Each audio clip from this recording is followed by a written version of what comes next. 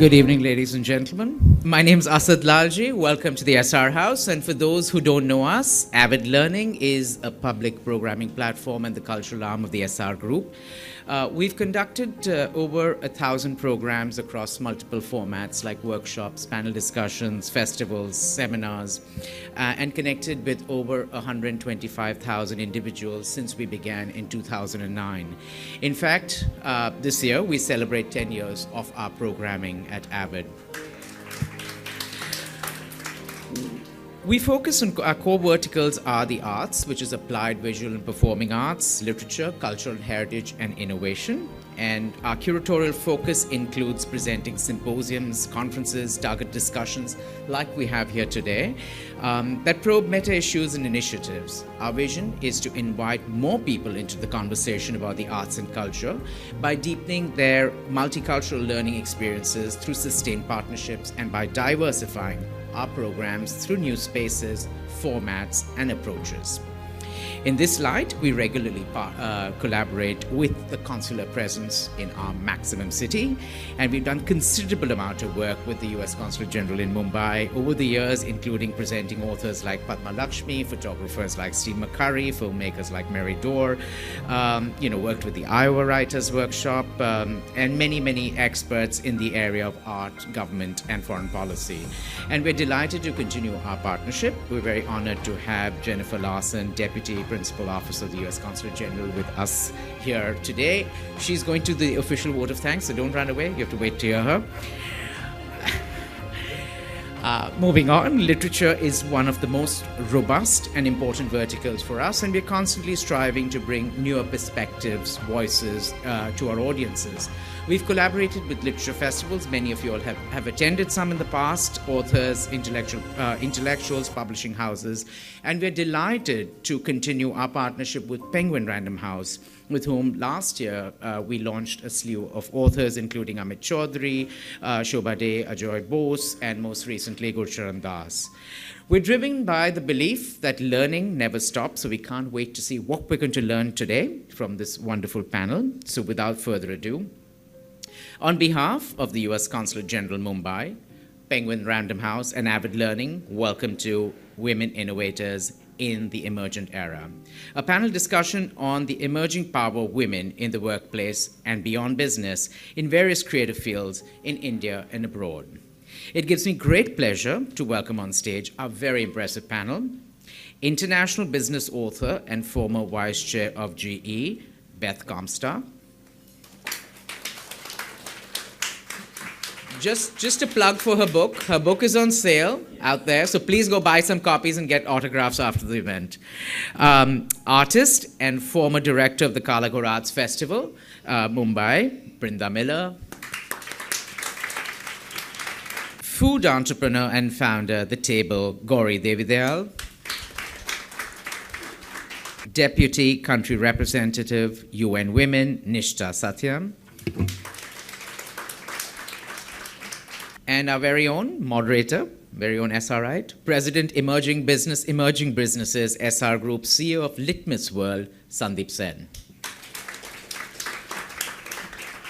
Together, they will discuss expanding perspectives on the changing faces of business and creative fields in India and emerging gender diversity and inclusivity fueling empowerment. For more of our esteemed panelists, please refer to the bio handouts that have been given.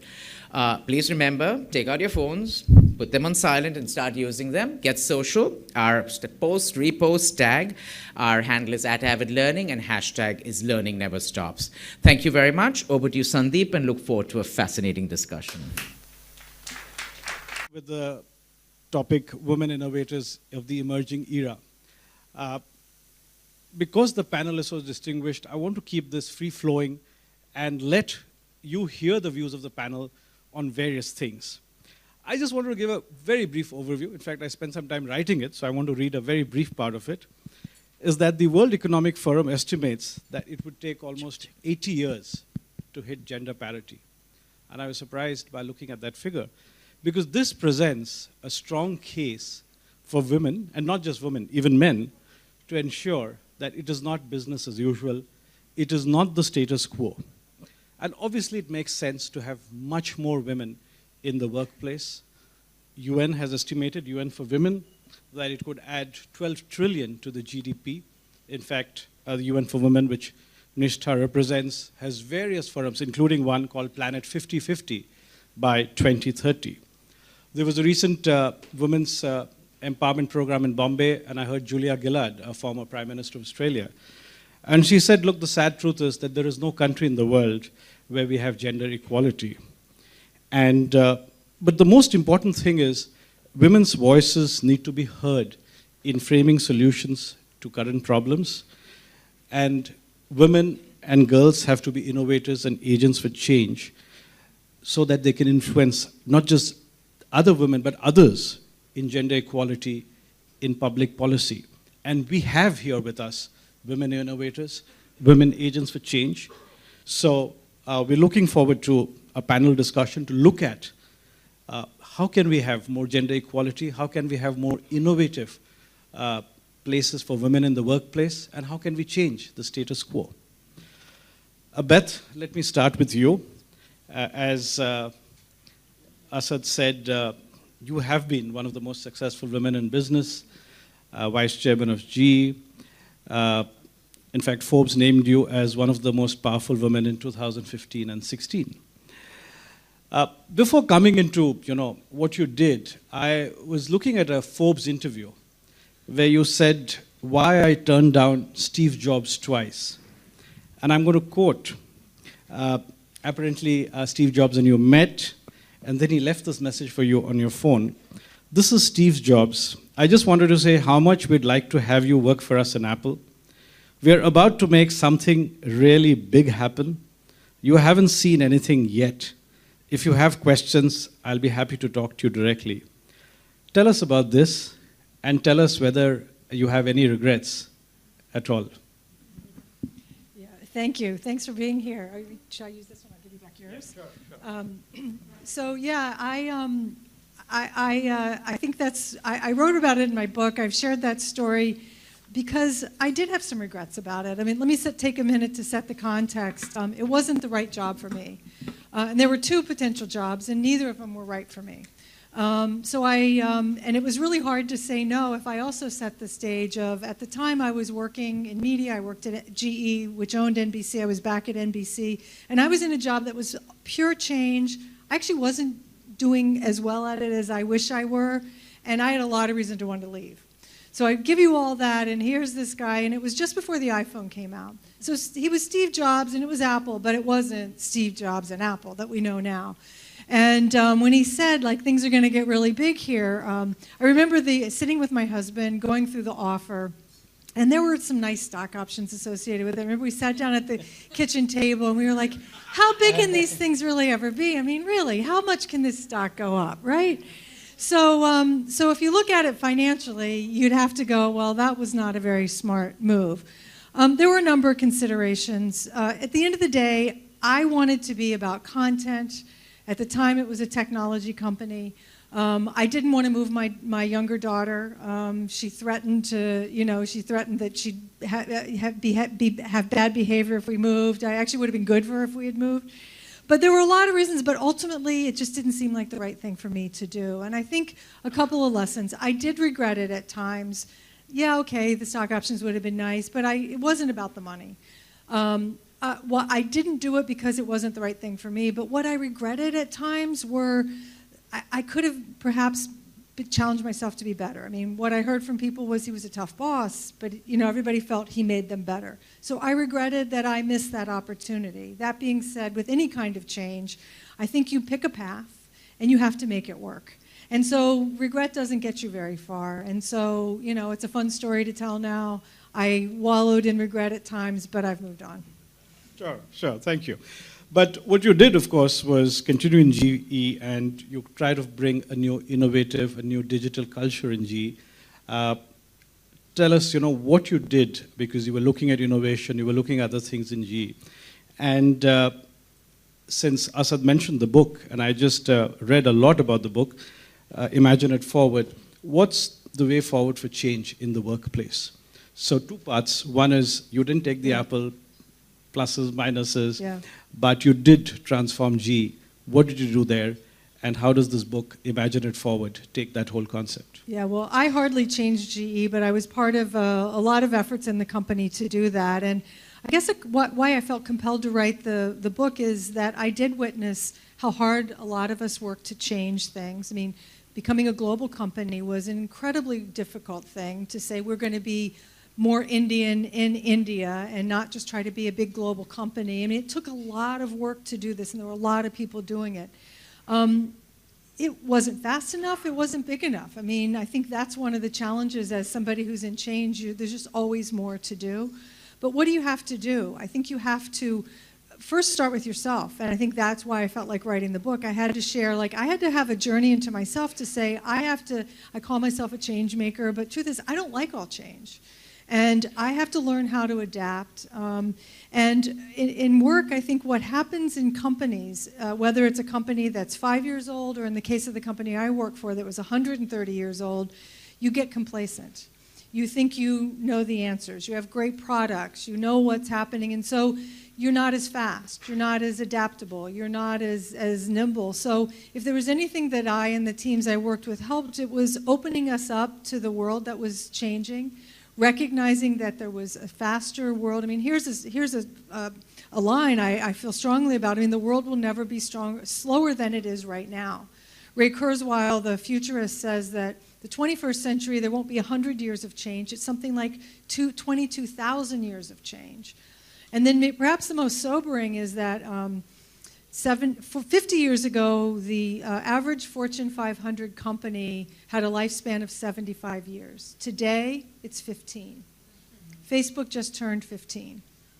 So you have to bring the outside in. You have to open yourself up to where the world is going, or you don't live to be 130 years old. So that's how I look at it, and why I wrote the book, to sort of share what I and my colleagues learned in doing it. Were we perfect? Hardly. And there's a lot of work that we all have to keep doing. All right. Brinda, again, a brief introduction Asad gave, but you're certainly one of the most one of the most visible women in the India's art world. We'll talk about the Calibrate of Festival in a bit. But what I was interested when I read a lot of your interviews is that Mumbai is your city. Mumbai's infrastructure is of particular significance to you. Yes. Somewhere you were quoted as saying that our city is deteriorating and we must look at the state of its architecture, its heritage. And most of us are Mumbaikars here. We've spent years in Mumbai. Tell us, what do we do in Mumbai? I mean, we all love the city. We are here. How can we revive the whole city? So I think about 10 years ago, I used to think that Mumbai can only get better. But I was wrong. I think Mumbai, I don't say that anymore because I'm hoping that Mumbai can only get better. Even today, I feel the same thing. Yes, there is a lot of change in the city. There is, it's growing very fast and things are moving very fast, as you said. With change, it's very fast. The change is also very fast in the city.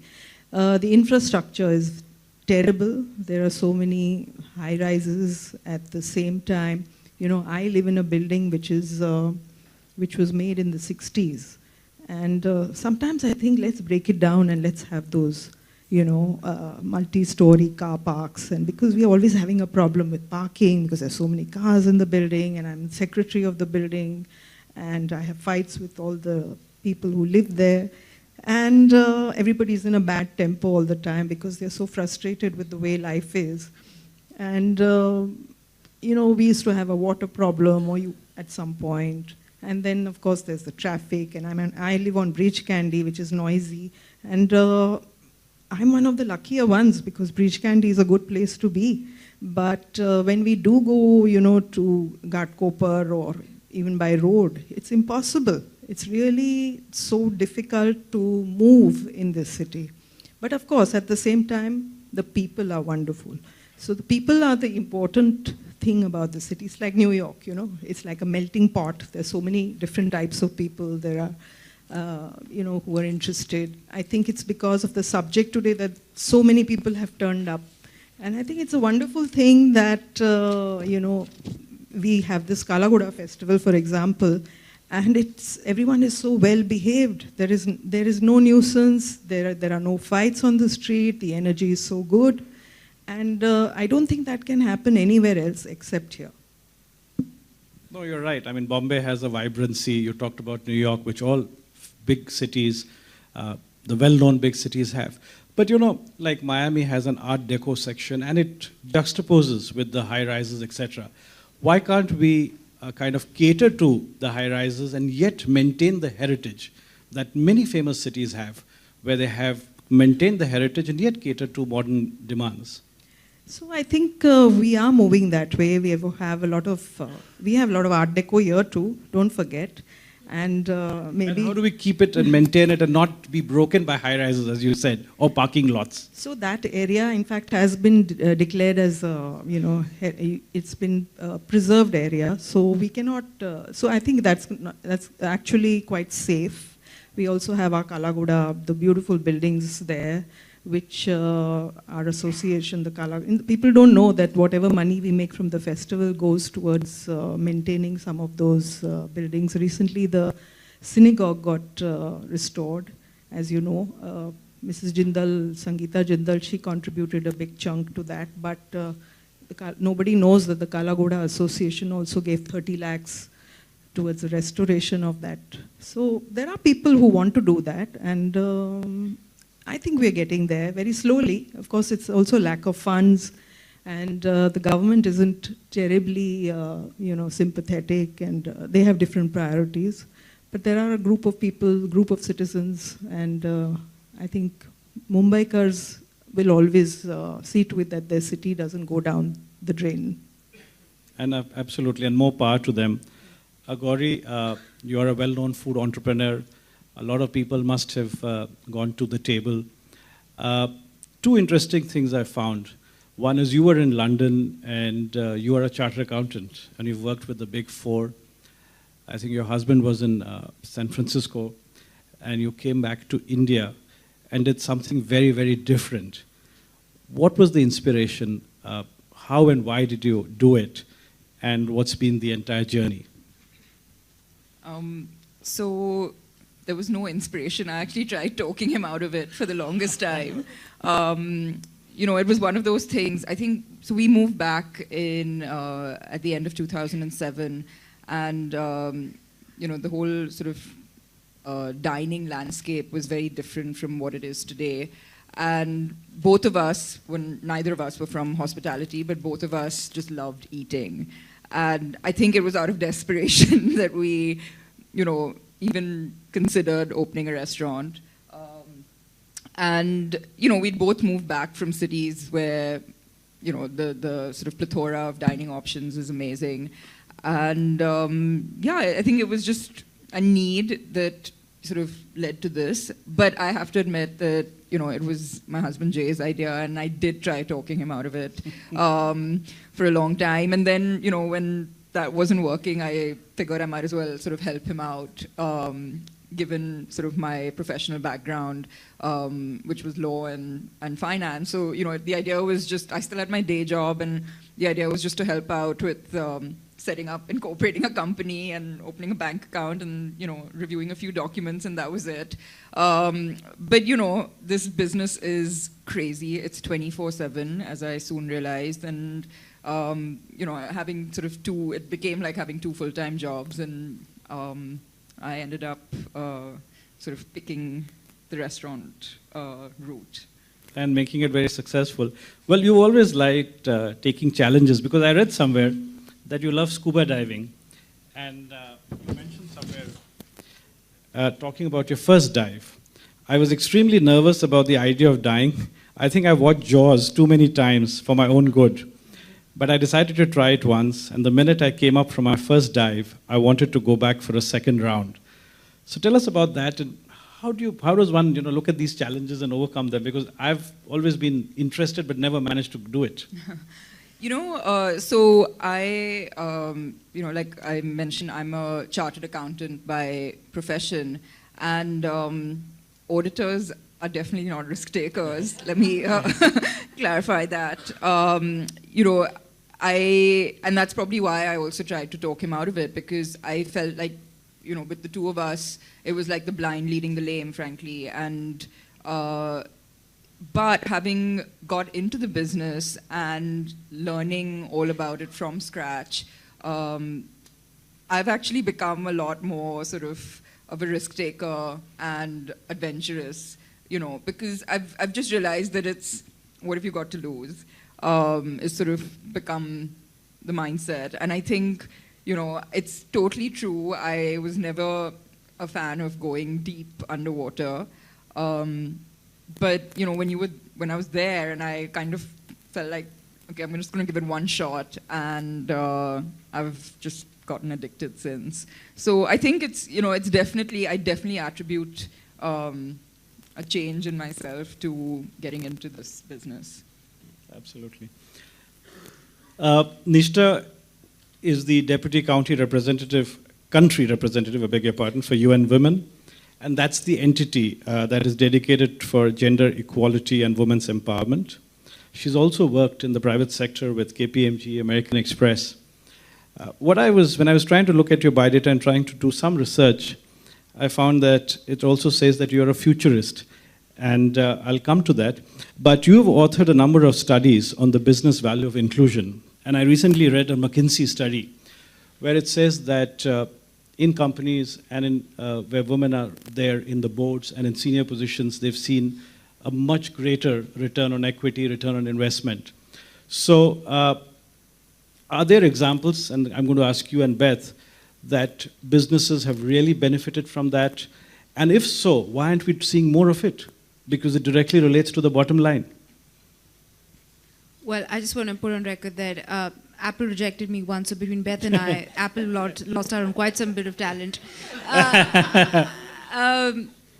Well, to be honest, this is what we do. This is what I do for a living.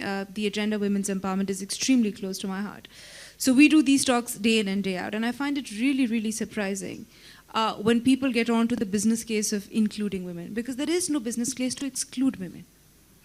That's the bottom line. There is no business case to exclude women. Nobody in their sane mind could be talking about keeping 50% of the population outside of the race and then play a game. It absolutely, in any which way, cannot benefit any society, any company, any community. And for us to believe that this is default and not design is a mistake. So let's first agree that it is design that keeps women out. It is by design that women are outside of the mainstream workforce. It is not default. Now, let me come to your direct question. Yes, there are numerous studies all around the world, and companies like McKinsey have come forward to really put a number. And I know we keep talking about adding X trillion and Y trillion and over a period of 10 years and over a period of 7 years. Nobody's looking at 10 years. Nobody's looking at 10 years. The point is that we have to be able to come to the table by believing that excluding 50% of the population does not make sense in any which way. As much as it is important to look at these studies and reflect on these statistics, doesn't quite help what we need to do today. What we need to do, what we lose out on by keeping. Let me get to the other side of the narrative. What do we lose out by keeping women out? We lose out an untapped pool of talent. We lose out on 50% of the population that actually goes back, and this is true for both urban and rural populations, that spends 90% of their income back into ensuring all indicators that constitute progressive, inclusive development. We literally keep ourselves away from a very healthy working environment. So as much as I'm very fond of these studies, and I quote it day in and day out, I don't see the business case to quote any study to get women in. Women should be in because they constitute half the population. Yes, I worked with the private sector, and I worked with the UN, and I work with several sectors, and the truth is that the case for women is no better anywhere. Women are outside the mainstream workforce. So before I look at the private sector and say, oh, the women are missing from the talent pipeline, we've not had an SG who's a woman. The UN couldn't, the US couldn't elect a president who was a woman. We haven't been there in some of our state assemblies have strong chief ministers, but the state constitution of the state assemblies is really poor. So in every which way, like we say at the UN, women don't need to break ceilings. I think people inside need to open doors to let them in. And I think that's where the change really has to begin. But yes, quoting exactly your study, I think there are several examples where women or having a more diverse workplace or a more diverse boardroom or having more women in decision-making roles, not just in business, but across other spheres of life, including politics, has a direct positive correlation with sustaining bottom lines, with sustaining peace, with sustaining development, and also ensuring irreversible change. A very, very small example, and I'm going to go away from the business sector because that's now these studies have made it very obvious. I'm going to actually go to the UN peacekeeping force. The first time an all-women troop was deployed in Liberia in 2008. Studies showed that peace was more sustainable because immediately when people saw more women in the peacekeeping force, there was greater trust, crime records went down, women saw role models and therefore, in a situation of conflict, came up to decision-making roles. So whether it be business or whether it be politics, there has always been a direct correlation between greater diversity in all ways and the sustenance of the outcome. No, very well put. I think your basic point is there is no business case for excluding 50% of the world's population. But I'll come to you, Beth. The hard-headed folks at GE or the CFOs in different parts of the world need to see a return on investment or would like to see, while Nishta's case is very clear. Now, if there is a lot of data which says that diversity is good, results are better, why is that? Do you see a change happening in business, maybe from a US perspective? But why is it not enough? The latest economists give actually figures of CEOs and boardrooms, and the number is still very, very less. Yeah, no, you're asking the right question. Why is it not enough? So yes, I've seen change, but it's not enough. And why? I mean, I've come to the conclusion just from the businesses I've seen around the world. I mean, at the end of the day, people want to hire people like themselves. It's people like you, people like me, right? And so we hire what we know. We want to work with people who we know, and we are, many of us are afraid of different. And yet, time and again, not only is it just the right thing to do, it's if you want to be an innovative company, you need different perspectives. And so I think for business, you don't have enough shareholders asking how much better would it be. They're just happy to look at the results they have and say, well, the company's performing so great, and you have a few women, good, but they're not asking how much better could it be. I'll give you an example. I did a very public discussion with a big venture capitalist in Silicon Valley, and this topic came up, and why aren't there more women in venture capital? And he said, it's because we refuse to lower our standards. And I said, but how do you know it's your same point. How do you know your standards are not going to be raised? Who's setting those standards? Who's setting them? So investors are not asking bold enough questions. How good can it be? How innovative should we be?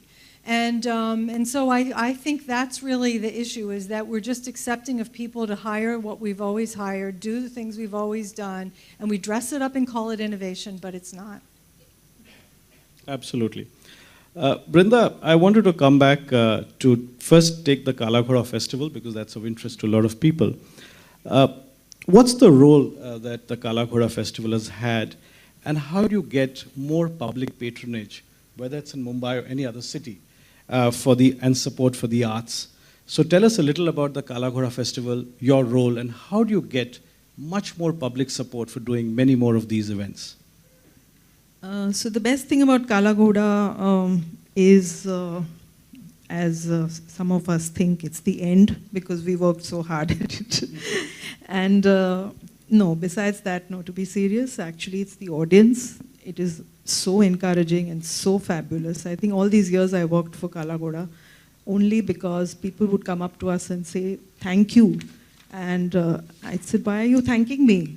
So they said, we know you're doing an honorary job, and we know how hard you work, and we know all this, that you're doing it for the city, and we're doing it for us, or whatever. So I think many, many years ago, we used to think that it's going to shut down the next year because we never had funds. To tell you the truth, we still don't have enough funds. We're always fighting for money. And so we used to think next year is not going to happen. So we went on, and it's been 20 years now. And somehow it just has an energy of its own, and it's kind of, there's a momentum that has happened, and it's just become so iconic and so popular that I don't think there's any way that anyone will let it go down. And it's also inspired a lot of other smaller festivals maybe. They've come, they've gone, some of them are still, of course, I think there's a Serendipity Festival, which I haven't been to, but I've heard it's quite nice. And then there is, of course, there is the Bandra Festival, and there are many other smaller festivals, but of course nothing like the Kalagoda Arts Festival. And I'm not saying that because I had anything to do with it, but honestly, I think it has kind of brought Mumbai together, at least those, everybody looks forward to those 9 days. And like I said, people don't know what we do with the money. None of us make money. We are all voluntarily working there. And what happens at the end is that a little bit of money is collected from the sponsorship.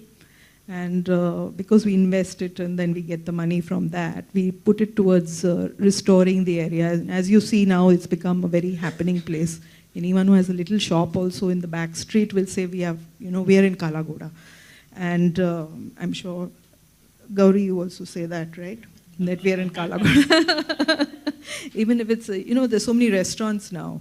And it's the place to open a store or to have a restaurant or to have even an art gallery, because it was supposed to have been developed as an arts district, and it has happened. One of the few things that has happened in Mumbai.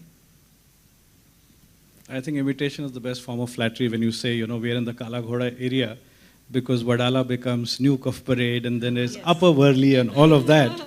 So absolutely true. Taking off, Nishtha talked about the UN peacekeeping force in Liberia. So in the arts, art and culture institutions, how do you see it from your perspective in terms of diversity, inclusion? Are they equally inclusive? Can they be more inclusive of women? What do you see the role of women in this entire art and culture scenario in India and abroad? Because you've been across the world. Honestly, it's not just in India. It is, as you said, it's everywhere. I think men kind of rule. And it's not as, I don't know why that happens, because art is something that I feel, there should be more women. I think women have a more sensitive mind, but somehow women haven't made it. But yes, we are doing a little better, in the sense that I would say the ratio earlier was 1 woman to 9 men who were succeeding in the field. And now it has become maybe 3 or 4 women at least. Barring, of course, dance, or I see that across, because I'm associated with all the arts, so I know that in dance there are many, many more women. But surprisingly, even the culinary field, there are many more male chefs who are doing much better than women. I'm sure you'll endorse that. And I'm going to come to that. In fact, some interview I read, and they said, what's the most difficult design that you made? This is in some magazine, and you said the most difficult design for you was your kitchen. So I don't know how often you go there, but that's really a segue to you, Gauri. Talking about this whole thing, talked about women. And when I was young, I used to think a very commonsensical thing is that, look, we've all had meals from our mother, and many of our mothers have really cooked well. But how come the best chefs, from Escoffier downwards in France and elsewhere, are all men? In fact, I read an article a few days back. There's an Indian lady who's now got a Michelin star in Bangkok, just after Gagans. And there's been a lot of hullabaloo. But why not more often? Because that's the food we've all eaten, enjoyed, and loved all our lives. So why this dichotomy? So I'm not a chef, and I can't speak sort of from personal experience as to why women may sort of drop out of pursuing a career in the kitchen. But it's true, and that there are sort of fewer women, helming restaurants today, and there's sort of more noise being made about it. So, for example, you have the world's 50 best restaurants list, and there sort of hardly any women being recognized on that. And now a few years ago, it was made a point of, and now there's this conscious effort to be more inclusive. But you can think of it as being sad that it hasn't happened so far. But the way I see it is that for whatever reason, it is happening. It's moving in that direction where sort of the industry as a whole is becoming more aware of the women who are in the industry, and trying to sort of help them go up the ranks and do what needs to be done. Just to give you an example, recently I got asked to be on the National Restaurant Association of India committee, and I was wondering, why they asked me, because I have sort of 2 restaurants and, a couple of sort of F&B businesses, and on this committee are sort of the heads of your McDonald's and Domino's and large chains, and I was like, why on earth would they want my input on anything? And but I was like, I was sort of semi-flattered until he was like, we realize we don't have a woman on the committee. And then I was just like, oh, so that's my, I'm checking one of your boxes rather than actually adding any value. And I was really infuriated, momentarily, until I thought about it, and I realized that, look, if that's what got me a seat on the table, so be it. That's at least it's a step that they're thinking about it. No one held a gun to their head to say, you have to do this. It's not by law, but it's happened. So embrace it, and then do what you have to do. Absolutely. I was also reading something about, you talked about 50% being women, so the other 50% are men, and I do see them here. There is the UN's Women Campaign. There's one called He for She. And this talks about, engaging men and boys as advocates of change. And, what role does that do? How can men reduce gender parities? In the sense, we all know what they can do. But how can they be part of an accessible network of support? One is by saying, look, this is the story and there is no business case for excluding 50%. But that's an obvious statement. How do you get them part of that network of support? To give you an example, a lot of companies are talking about paternity by saying the child is the responsibility of both. But how can we get this he for she? One is, tell us a little about that, and what can we do? What can somebody like me and all the other men here do? Sure. I'm just going to be greedy, and I'm going to answer the question that you put to Gauri as well. So one, my mother is a really bad cook. My father was also a bad cook, so I just basically grew up on bad food.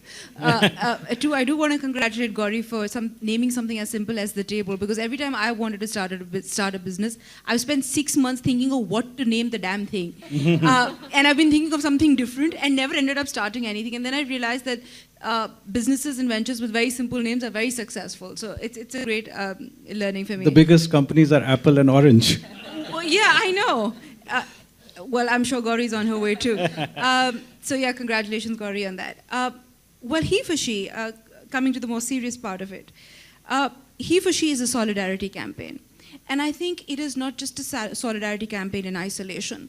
It is also it's a realization in the women's rights movement that for very long, and the women's rights movement, and all of us sit here because of things that have been fought for us. Some of us have been a part of that battle, and we sit on, or we stand on shoulders where several battles have been won. Let's not forget that women had to fight to vote, women had to fight to drive a car, women had to fight pretty much for everything that they have right now. And all through that fight, women fought by themselves for themselves. And the one constituency that needed the change and was completely kept out of the dialogue was men and boys. And I think it's a moment of realization, not just for UN Women, but for the women's rights movements across the globe, is to say that we haven't spoken to those in power, we haven't spoken to those who need the change, we haven't spoken to those at home. And the he for she in September 2014 pretty much came out of that realization that we need to include the constituency that we are speaking to. But it's a slightly different take. This is not us speaking down to men on what they need to do, but it is also a completely different lens in what gender equality means. Often within the discourse of gender equality, it has always been positioned as a woman's problem, as something, if it happens, is going to change my life. It's important for us to go out and say that when we reach gender equality, we are talking about a better and a more realistic and a more sustainable outcome for everybody in the room. It is also about talking to men, not just in the frame of perpetrators. I think that's the space that men who have come out in support of women have not had. They have not had a space to congregate. They have not had a space to identify themselves as a keen supporter and advocate of gender equality.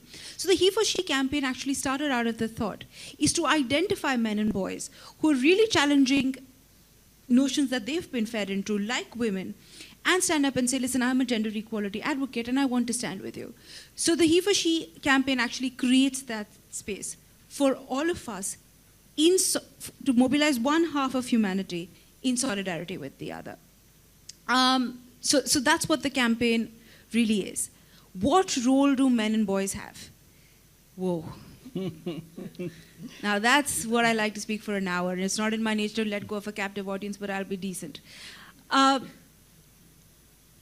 It is true that most of people in power, in the parliament, outside the parliament, in businesses, are men. So there is no greater responsibility on any constituency to change than it is on men. You asked me an important question which I didn't answer, is if gender equality works for everybody, if it's the smart thing to do, it's the right thing to do, it's what should be done, it's what markets aim for, why is it that everything hasn't come together to solve it? Because the world works otherwise. The reason we haven't been able to get there is because change is uncomfortable. And this is not change as in simple change. This is the redistribution of power. The redistribution of power is pretty much the most uncomfortable thing anybody can go through. And there men have a tremendous role, men and boys have a tremendous role to say, it has not been done right for so long. I am going to be the one who ends this cycle and brings in that change. And I'm so happy to see, I think about 2 weeks back we were in Bombay, and we released a documentary called Sunrise, and some people here were a part of it. It identifies men as agents of change from the most unexpected corners of this country. And I'm happy to say that when we launched the He for She campaign, and this is the absolute truth, and nobody's tweeting this, okay? When we launched the He for She campaign, I got an email like we do from headquarters from New York, which was 7 o'clock my time, saying, hey, we've launched this campaign, and India is 1.3 billion people. If we don't mobilize India, it will not change, blah, blah, blah. It was a long email. And at the end of it, I said, my God, one more UN campaign, and nobody's going to understand a word of what we're saying. Within 1 day of launching the campaign, one man from every single country of this world had signed up as a He for She. Because you were putting up your hand to be the first one to take that step, to go through that discomfort. And I'm really, really glad for all those men and boys in this room, outside, who are standing with us despite the discomfort and smiling through it. So, absolutely, well said. Victor Hugo once said that a good idea is one whose time has come, and I'm certain this has come. But you were talking about this whole double standard and dichotomy, and this is for Gauri. You are a woman entrepreneur. And I read one of your interviews, and one of the questions which was asked to you is, how do you manage career of a wife and a mother? And I don't remember when the year was, but I'm roughly guessing that your daughter is now 5, around. A spot on, okay. So, this question is asked. It would not possibly be asked if I were, an entrepreneur. So, is it much more difficult? The question was asked, but is it much more difficult? How do you manage? And, the whole thing. It's definitely a challenge. So I've seen, we started our business about 8 or 9 years ago, and when I didn't have Dia, and sort of 3 or 4 years in, I had a baby, I think you just learn to, when it is your own business, and you can't just be like, well, I'm going to just take a break for 3 months from my business and then, just hope it continues to run somehow. You get sort of forced to think creatively. And one of the things I did when, I realized that I was coming towards the end of my pregnancy was I set up the system such that I wasn't actually required to be in the office to sign a physical document or anything. So basically, that's what triggered us going completely online for everything in our company. That was sort of possible to do, so that for the first few months I could be at home, and still continue to run the business. Obviously, I have a great partner who, and that makes a big difference because we do happen to be in the same business, so we can share both the work as well as the parenting. And one thing that I say to people, and it's got nothing to do with the F&B industry, is that make the most of every support system you have around you. So whether you're fortunate to have your family around, and sort of willing babysitters, take every bit of help that you can get, and make friends with all the moms who are willing to have them over for play dates all the time. You have to be a little unabashed about it, and recognize that one of the things is that my mom is an artist, and so she had her studio at home and sort of grew up. I grew up with her always being at home when I'd come home from school or anytime. And I remember she sort of suggested at some point that I start working part-time, and I didn't really get into explaining to her that that wasn't really possible with my own business. And it took me a long time to get over the guilt that I sort of started feeling soon after my daughter was born. But at some point, and I don't know, but I remember she was about a year, and I don't know what triggered it, but I made peace with it myself, where I felt that I was doing the best I could, and I wasn't the first working mother, and, kids come out fine with both parents working. So the minute I made peace with it, it made my life just so much easier. And, it is a challenge. Like this evening, I would have sort of been at home. I see her sometimes just in the morning when I sort of, when she wakes up for school, and then I don't see her till the next morning because, that's the nature of the business. But, you find a balance, like with everything. And I think the most important thing is to get over your own guilt and just make the most of the time then that you do have, and it works out. And the other great thing that it helped me with was we have sort of, when I first started the restaurant, I was the only woman in the business. And that's when I realized, before this, when I was working with one of the big four, there were plenty of women, and it didn't really sort of stand out. But when we started this business, and I was literally the only woman, I was just like, this is really odd, and needs to change. And over the years now, about 20% of our team is women, and there are challenges.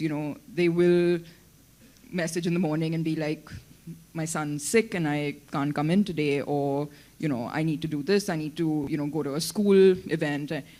But now being a mother, I actually realize that that's okay. So I think sometimes that's one of the challenges when you have a very sort of male-dominated management, is that it's difficult for them to empathize and therefore adapt to, the sort of slightly different style of working that may be required with working mothers.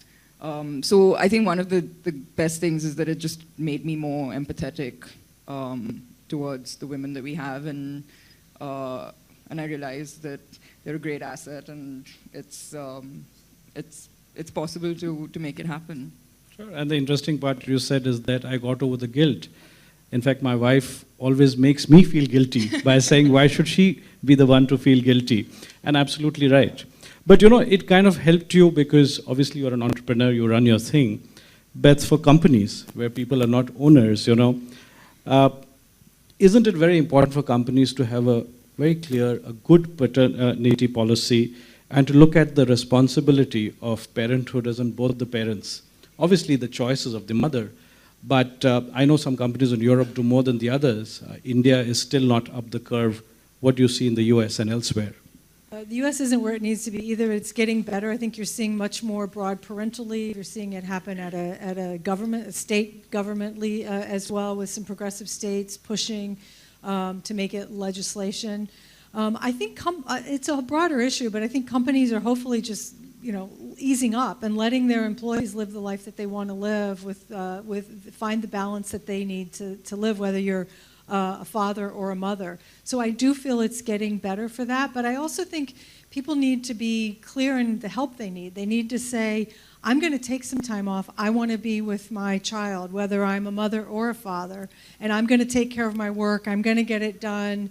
And so I think that they also need to just do it and not kind of wait for permission, find a way to work around. Now, it's not possible for everyone. I recognize it's not possible. I would say I think one of the trends, I'm a big trend watcher. I'm not a futurist, but I love people who look at future trends. And I think there are a couple of interesting things. I mean, I do think people are opting out for jobs where they have more flexibility. And so you're seeing that. I think you're seeing employee activism in a sense. I mean, we've seen this certainly with sort of the worldwide Me Too movement, but what it's meant to companies. I mean, look at what the women at Google did in terms of that they didn't like the issues that were happening. And I think people are going to get just much more determined and say, we're going to make this change. We're going to do this.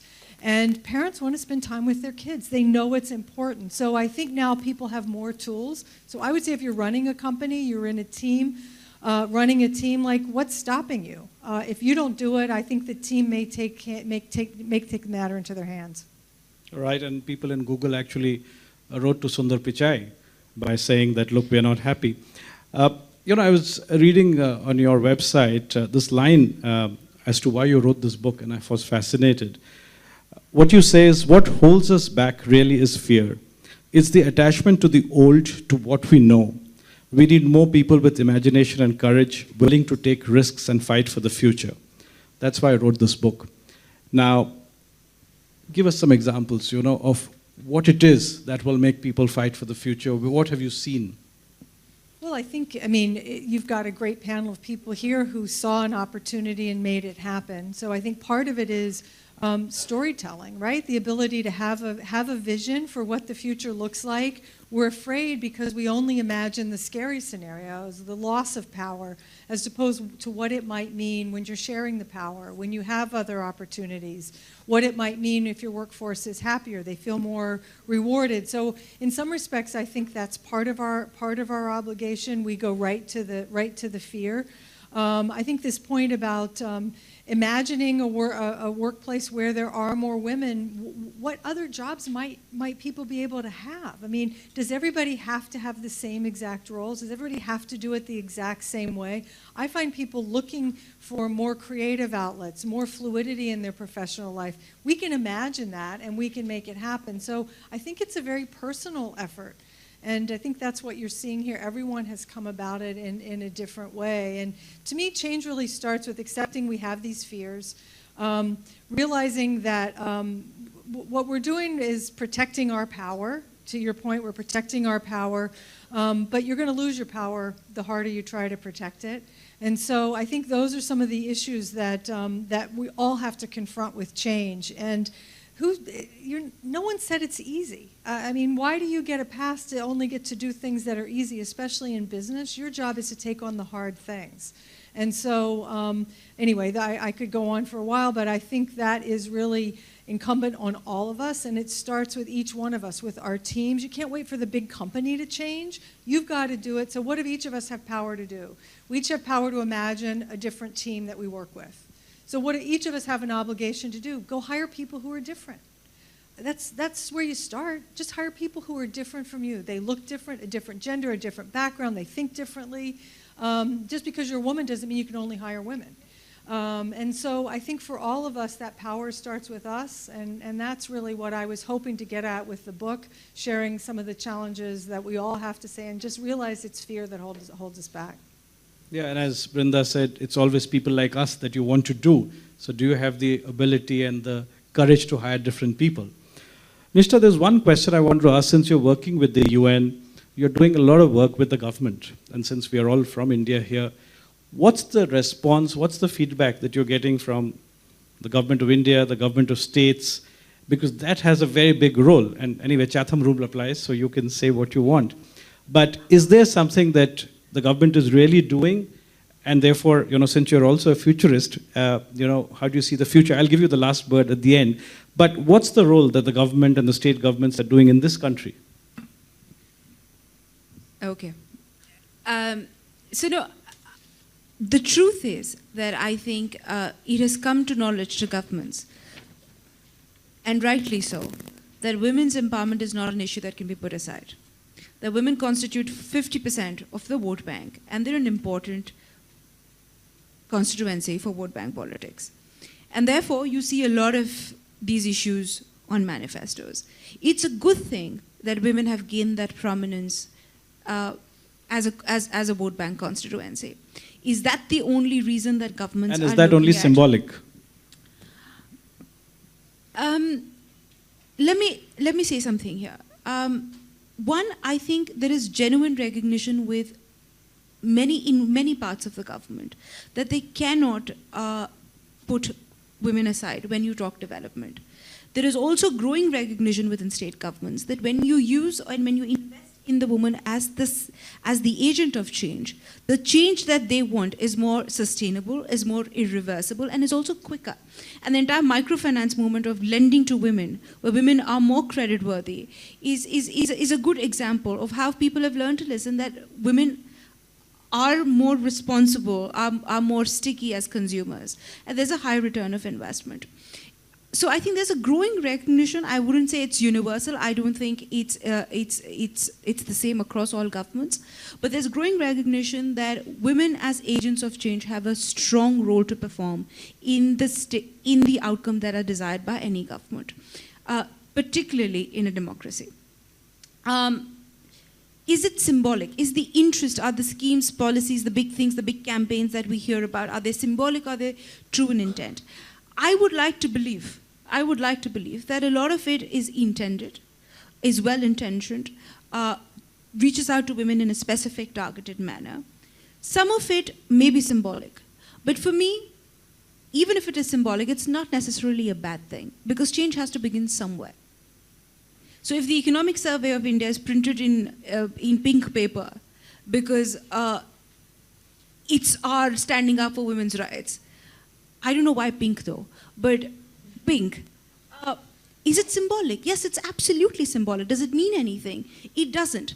But it is a statement by the government to see that they are acknowledging an issue that is the most urgent issue of our times. Because the future cannot be anything but equal.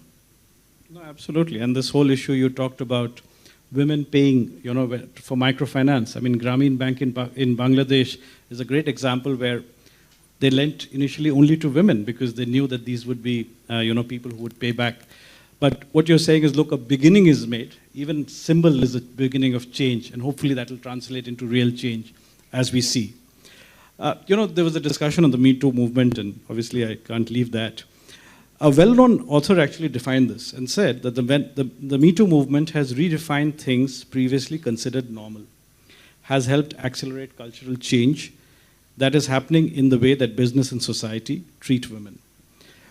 Now, Brinda, a lot has happened in India, particularly in the arts. What is your assessment of the Me Too movement? Has it really redefined things which are considered normal? And has it really accelerated cultural change? Or is the glass half full? I wouldn't say it has changed anything culturally, but yeah, we do have a lot of it in the art world. Surprisingly, a lot of it has come out, and it's become gossip items actually, and everyone in the art world talks about it because I don't know why it's so much in the art world, or is it just out on social media, or what the reason is. Also, I must tell you that at the festival also we've had a lot of people come up to us and say, you will not have this author, you will not have this writer, you will not have this person, you will not have this, because they're all involved, and then they're really strong activists who would not allow us to do that. And that also is not such a great thing, I think, not a good thing, because and then you have to find out if that person is innocent or whether it's just becomes, the whole thing has become terribly political, and I think the actual cause has been lost on people, and then we're not sure if they're doing it for sensationalism or whether they're doing it for what reason. But yes, I do know for a fact that it does happen. I'm not denying it, or I'm not taking anybody's side on this, but it is definitely not helping in any way. That's all I can say. Okay, and Gauri, again from an Indian context, your view on this? There's been a lot of talk, at least abroad, that the hospitality industry is an industry which has suffered from this, whether it is the kitchens and elsewhere. But in general, your view, is there a change which is happening?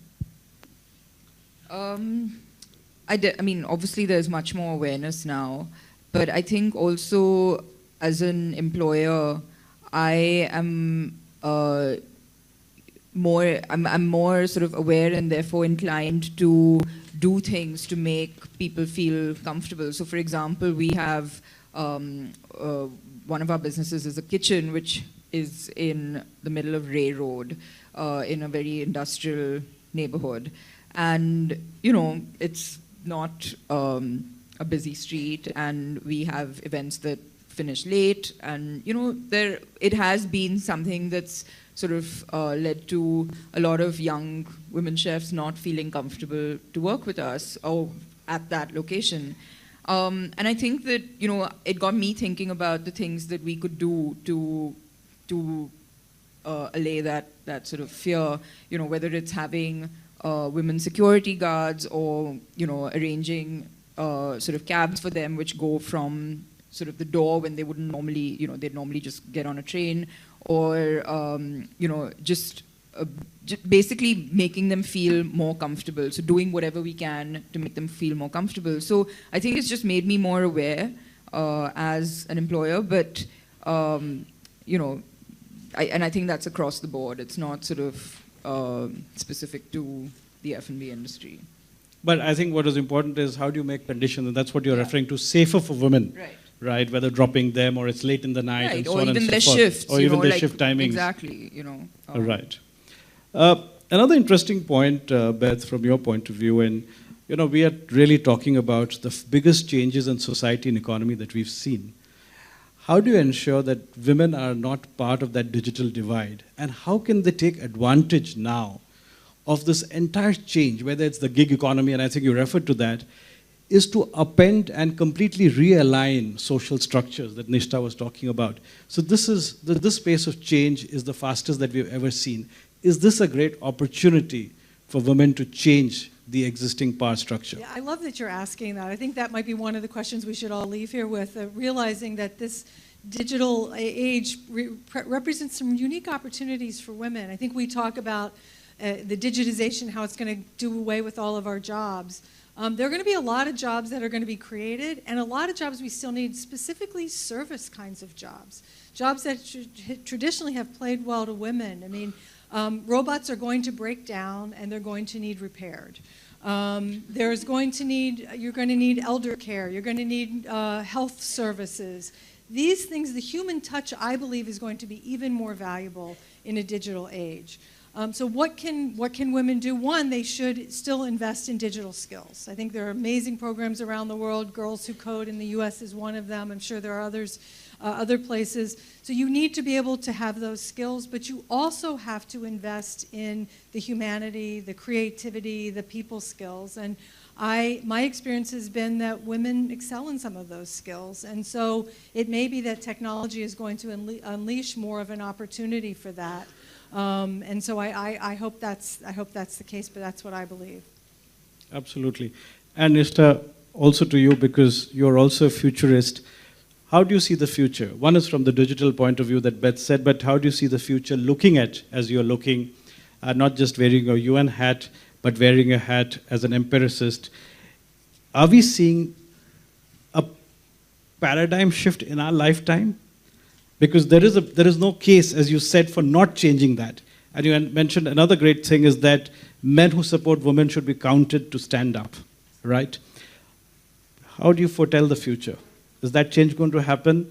Are we going to see all the things that we discussed about in our lifetimes? I hope so. I hope so. Is the change going to happen? I think it's inevitable. I think change will happen.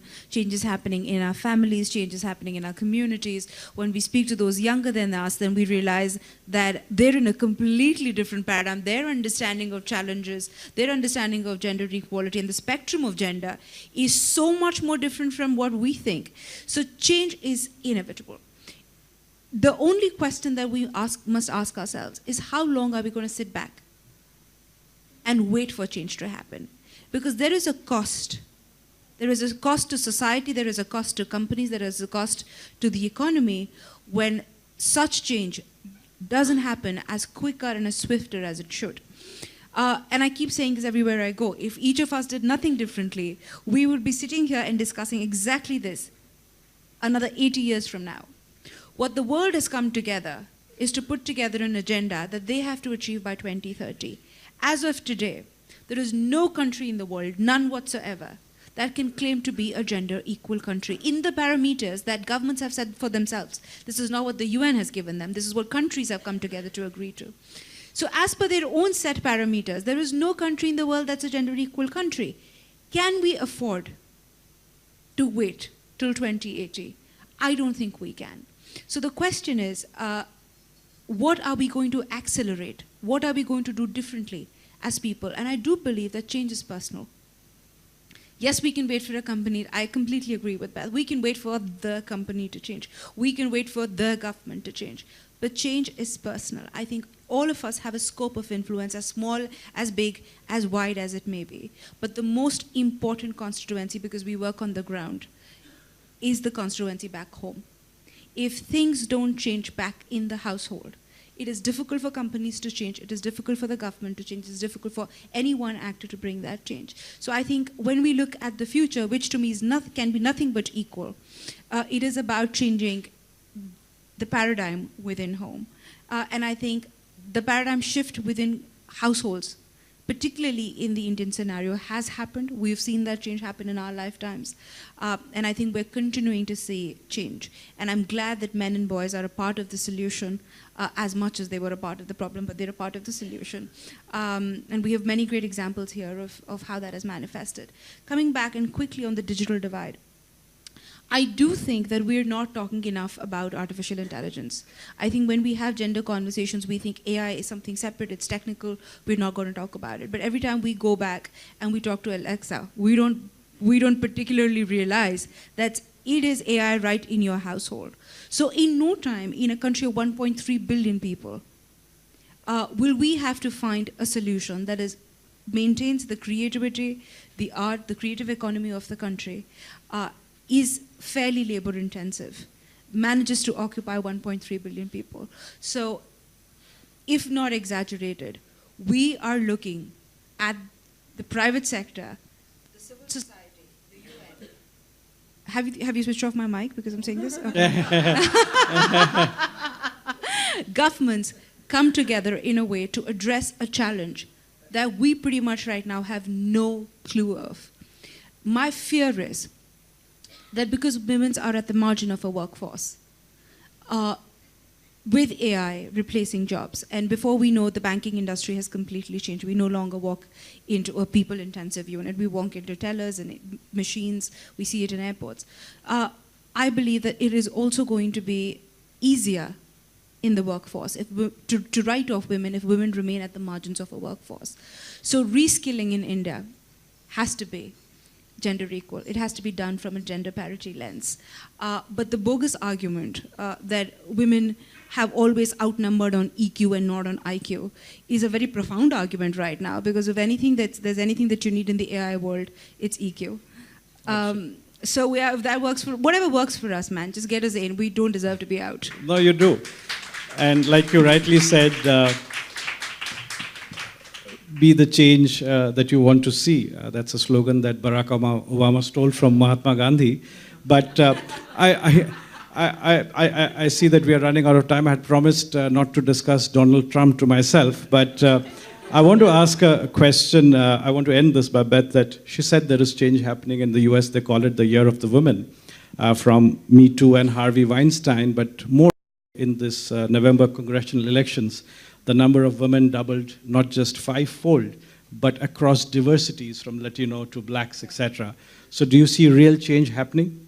It's a great start. I mean, we need time to tell, but I think, yes, something has been awakened, and people are saying, it's what we said earlier, we're going to make the change happen that you're not driving. We're going to take control of it. So I do think people feel incredibly emboldened. They feel a community. They're channeling their anger into action. If it just gets stuck in anger, it's not going to lead to action. So I think that's something that people have to be very mindful of. And they have to collaborate.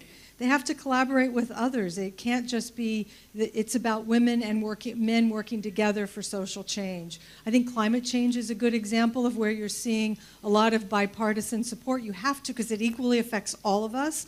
But I think some of these issues, the more you find politicians being able to get more voices at the table and then rally around shared interests, you're going to see real change.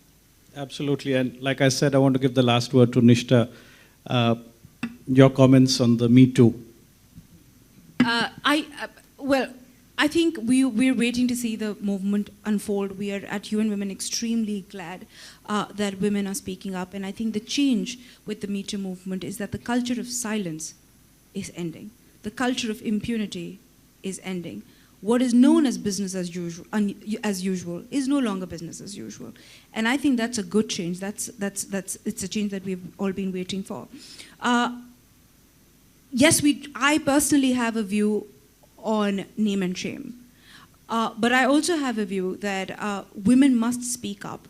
And it shouldn't take us so much to believe those who are speaking up.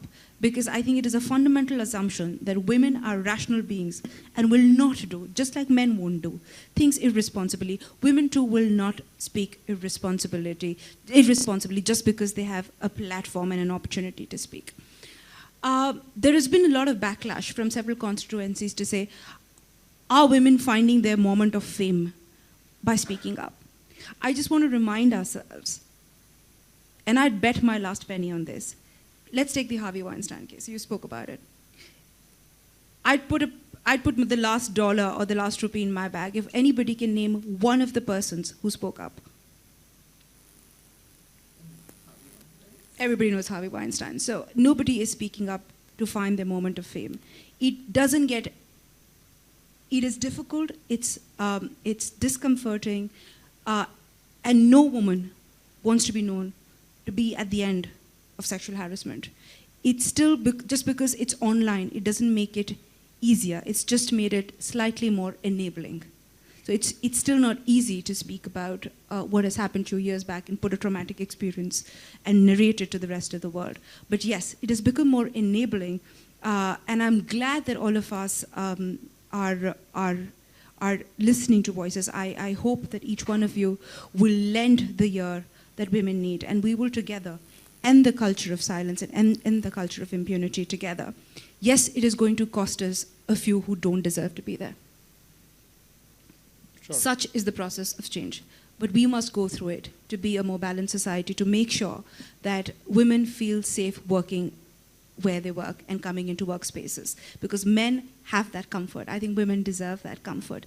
Until the Industrial Revolution, we saw nothing as employers' responsibility. It has taken so much for us to think that it is the employer's duty to provide a workplace that's comfortable And it's not just for men, it's not just for women, it's also for men and it's also for families. I think workspaces across the world have to start to recognize employees in their entirety. As parents, as mothers, as children, as wives, as people who care for the elderly. It's not just about this employee who I have to derive a return on investment from. So I think that's the big change, and I'm happy that we're all in this together. Sure, and on that note, I think I'll open for questions. I think we had a fascinating discussion, so will I call out the people?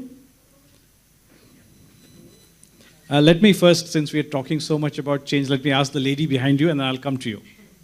Yes, please. In this country, to become local, we probably have the largest pool of graduate, talented women who are not really contributing their skills. We need to use that. The other thing is I'm uncomfortable with paternity or maternity leave. How about family leave? If you don't have children, you have older parents. And in that context, someone in the office or the factory should not have to pick up after me because I'm on leave. We need to arrange for that. To end on a slightly happier note, my 98-year-old cousin, who's a doctor, said when she went to college, and this was repeated also by Sudha Murthy, there was no toilet for women. Both said they trained themselves not to need a toilet for the hours they were there. This has happily changed, at least in the universities. When you ask the question, request you to make it a little brief. We can get more questions. And if you want somebody in specific to answer or generally, do say that. Good evening. I have one question for Brinda ji and one question for Nishtha ji. To Brinda ji, I think not many of us would be even knowing who is the Environment Minister of India. Even I had to Google it today. So why is it that the thing that should be given utmost importance is relegated to the background? You see in Thane, a huge tract of land has been converted into concrete jungle. That is one question. What we can do, and especially as women, what role women can play to look at this problem. Okay. Now second question to Nishtha ji. Just make it brief. Okay. Very, very brief. Nishtha ji, you said that something quick has to be done.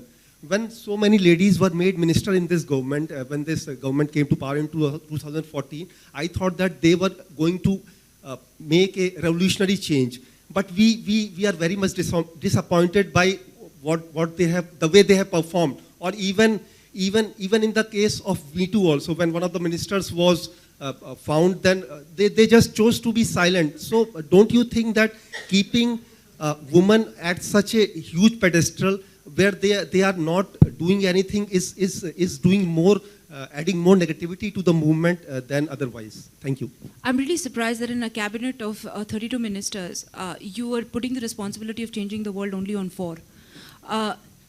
Just because they're women, they don't have a disproportionate burden to change the world. I think to change the world and make something gender equal is a man's responsibility as much as it is a woman's responsibility. Because it's a woman, she doesn't owe us more. It's not just her problem, it's everybody's problem. So let's talk about the entire cabinet, not just 4 ministers. Well put. So I was going to say the same thing. I don't know why the environment minister has to be a woman or a man. I myself don't know who the environment minister is. But I don't think it has anything to do with gender. But yeah, of course, environment is very important, and I don't think we look after our environment at all. And whether it's a man or a woman who's the minister, we should, definitely. I agree with you. Thank you. I'll come to you and then we'll come this side. Yes. I was looking forward to some sort of insight into what everybody, all of you, think about the possibility of collaboration between various women, because that's where, as a theatre director, somebody who runs workshops across the sector using theatre, music, art and films, and I'm now working with expecting parents, so the gender issues are solved right there and then. You know, if there was a very open, kind of a fluid, collaborative space, I don't know, through digitalization or how, if that could be there. For example, I had to give a talk in an institute in Kurla in the morning, rushed home before my son reaches home, and since there was nobody to take care of him, I had to like, okay, just change and we have to go somewhere. And he's like, Mama, where, Mama? Oh, we are going to change the world. It's very important you be part of it because you're such a sensible boy. And then he slept in the cab till we reached here, made sure he ate, and I'm here. And I feel that I could have just put on an Instagram saying, listen, somebody play with the boy and read some books together while he does his homework, and I'm going to go because I'm a woman and innovator. I need to be here. And that kind of possibilities and platforms is what I'm looking for, not just only as a mother, as a creative person, as an artist, as a single mother, as a contributor to the country, and somebody who's received fellowships and awards from the government of India. I want to look for that. That's why I've come here. Thank you. Who wants to take that? So the question, I think, is... What can be done as bringing collaboration as a movement and force to make all this really happen between women? You see how women need to come together. How do you think, from your experience in your fields? So you just told me that you were doing some workshop at the festival, I don't know, right?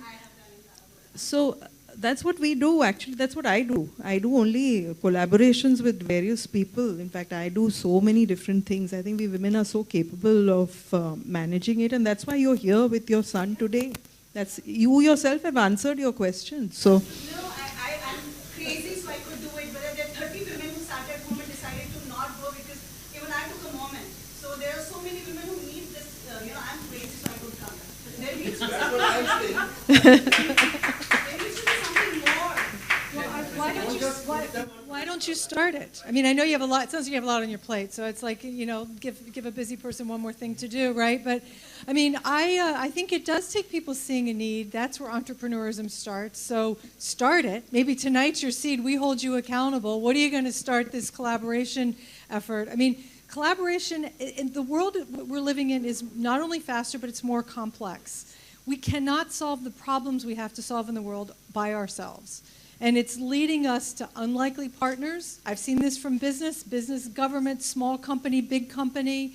So it's about identifying a need and say, who else sees it, and let's go solve this. So the tools are there. That's the great thing. But it takes people to say, I'm going to get this started.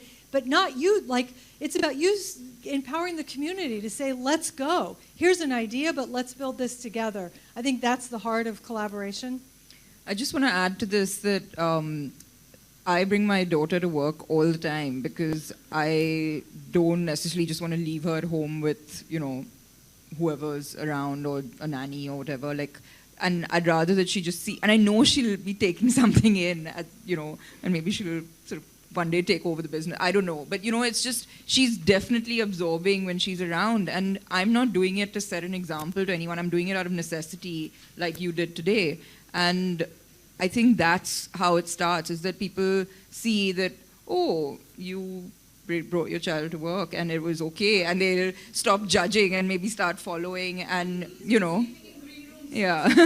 Yeah, and I'm sure he's learned the lines of a lot of, plays as a result. But I just think you need to start doing it. It doesn't have to necessarily be with the intention of starting a movement, but leading, just sometimes you end up being an inspiration without realizing it or meaning to be one. And I think that's the sort of the great thing about just starting. Absolutely. Okay. I'm going to take. One was not just mother, I'm a parent. I would define myself as a parent, and hence, I think it starts right there, the cradle. I mean, even in our country of diversity, you would find either two doctors, the mother not practicing here, and the father out there. So, but if you see the farmers, both the husband and the wife would be there out in the field. It's not like, this is my salary or this is your salary. So there are so many cultural, there's so much of cultural background. And it's not just out of choice, I can be out there. So, yes, I choose, I enable myself, but I think it's also a lot of culture things, especially in this thing. Just take the TRPs of the most famous... And sorry, and can you frame the question just because of time? It was more of a comment. It was more dwelling also on the culture aspect of it, which is very important, say, in India. Thank you. I know there's one more, and I know that I had to give the side, but you put your hand up for a long time. The lady behind you, yeah. Hi, so my name is Anuja, and my question is to Gauri. We also sort of run a kitchen where it's a very small business, but we were turned down from bank for a loan because they said that, "Arey, aapka husband bhi nahi hai na," like that. So how do you form? There is a turnover of 20 lakhs to 60 lakh jump in a year that we've proven. it's on papers. So how do you then financially, structure your company? Yeah, I beg my husband. No, I mean, that's really unfortunate and frankly their loss if you had this great sort of growth in the business. That's definitely a challenge. And, it's not just when it comes to raising finance. Even getting like an apartment in the city sometimes, if you're a single woman, can be a challenge. I don't know the answer other than to continue sort of having these conversations and just making people think about it a lot more. And yeah, I mean, I don't know if anyone else wants to sort of jump in and... I know Asad was a stickler for time. Last question. Because Brinda...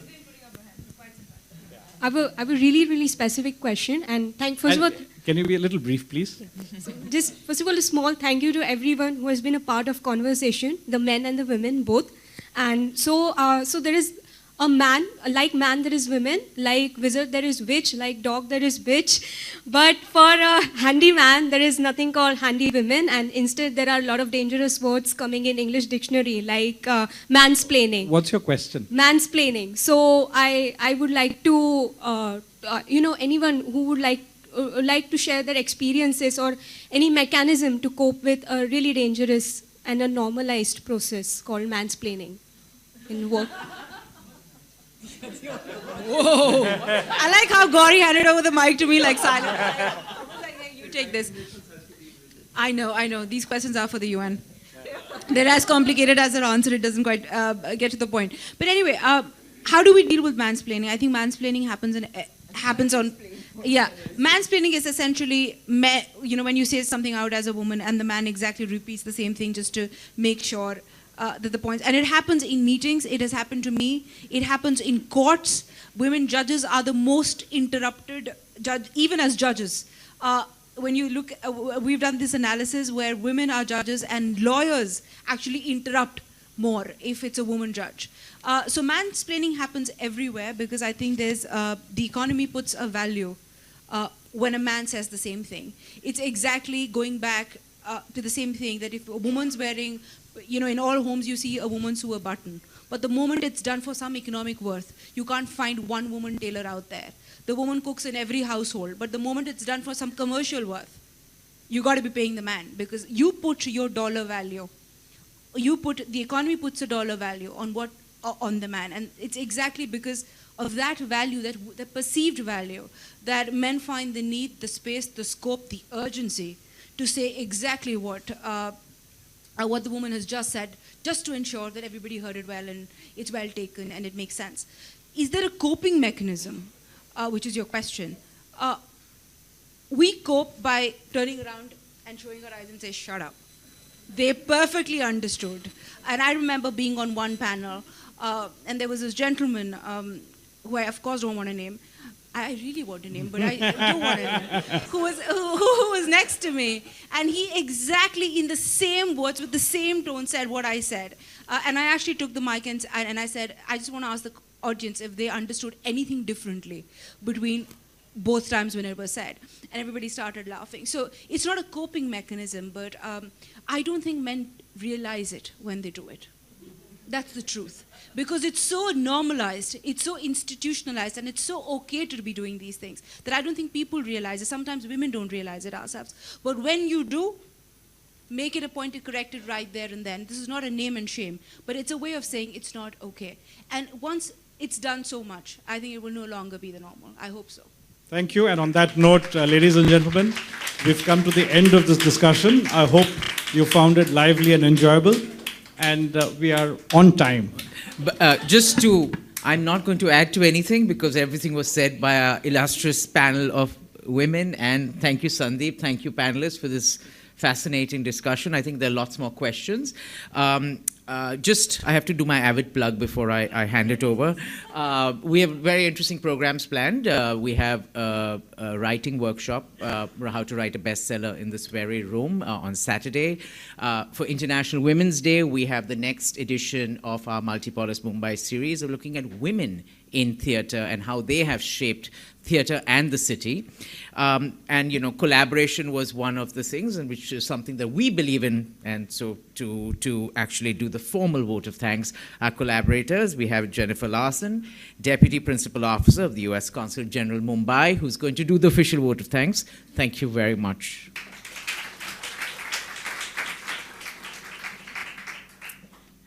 Thank you. It's a real pleasure to be here tonight here at SR House with Avid. And as Asad said, we've done a lot of collaboration with this fantastic organization. I love the audience that I'm seeing out here right now, so diverse and so curious. I have to say too quickly that I'm so honored to be here with representatives of a great company, the UN, my favorite restaurant, and my favorite festival. So it's pretty much a win-win for me tonight. I've heard a lot of things coming out from tonight. Revive the city, imagine it forward. Don't be afraid to take risks, but if you do, don't regret it. And I think all of these things are really important things for us to think about, both as men and as women, as society members, as thinkers, as people, as volunteers, advocates. And I just want to give just a vote of thanks to all of you who've made it here tonight, either with your children, without your children, however you got here. Thank you for getting here. As Asad said, International Women's Day is coming up just around the corner, as it will also be Women's Month at the consulate. We have a lot of programs at our Dosti House. One of my colleagues here is our director.